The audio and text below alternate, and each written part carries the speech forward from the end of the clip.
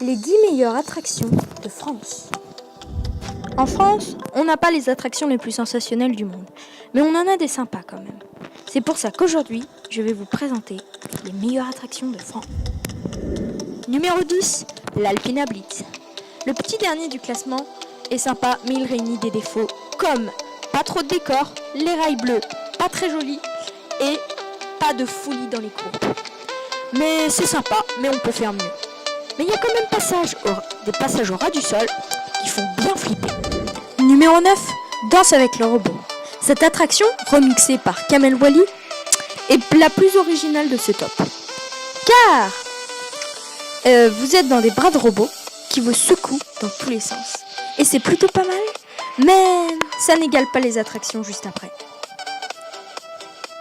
Numéro 8, Roller Coaster starring Aerosmith. Cette attraction passe de 0 à 100 km/h en 3 secondes. Fait 3 inversions, tout ça dans le noir, avec une bonne musique d'Aerosmith. Cette attraction est trop cool, super rapide et géniale. Faites-la si vous êtes à Disneyland. Numéro 7, l'Anaconda. Un truc perdu milieu d'un champ, mais c'est un bon roller coaster en bois avec des secousses, donc on aime ça. Par contre, ça va un peu tout droit, ça manque de surprise. Et il n'y a pas assez de décor aussi. Mais c'est carrément haut, et c'est carrément flippant. Donc, c'est bien.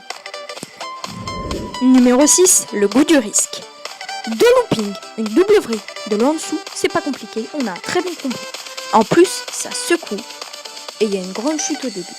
C'est super violent, super classe, quoique un peu trop violent peut-être, mais bien. Numéro 5, la tour de la terreur. Pas un coaster ici, on est sur une attraction de type ascenseur qui tombe dans le vide.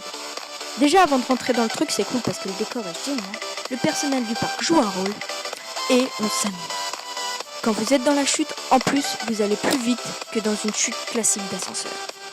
Car il y a un système spécial. Et en plus, vous avez une vue sur tout le parc quand vous êtes en haut. En gros, c'est génial.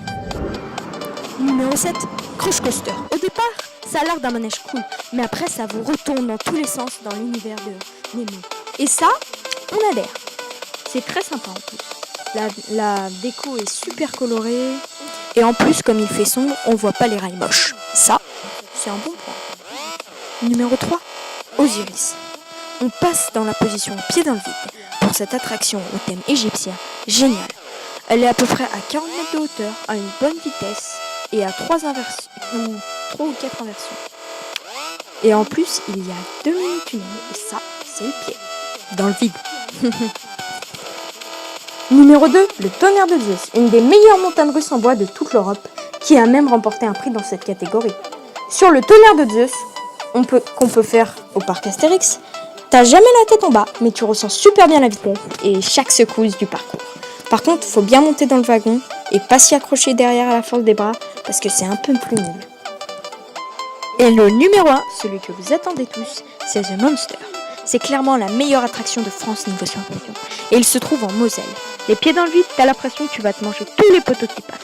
Et il y a toutes ces choses type vrille et looping qui participent à une bonne montagne russe. Le seul truc, dommage, c'est que le Monster a été placé au milieu de nulle part, dans une sorte de terrain vague déprimé. On rate de peu le 18 sur 20, qui d'ailleurs est la meilleure note que peut te donner un prof. Voilà, c'est déjà la fin de cette vidéo. J'espère que tu vas liker cette vidéo, que tu vas t'abonner et que tu vas appuyer sur la petite cloche de notification. Bon bah maintenant, moi j'ai plus grand chose à te dire, hormis de te dire paf.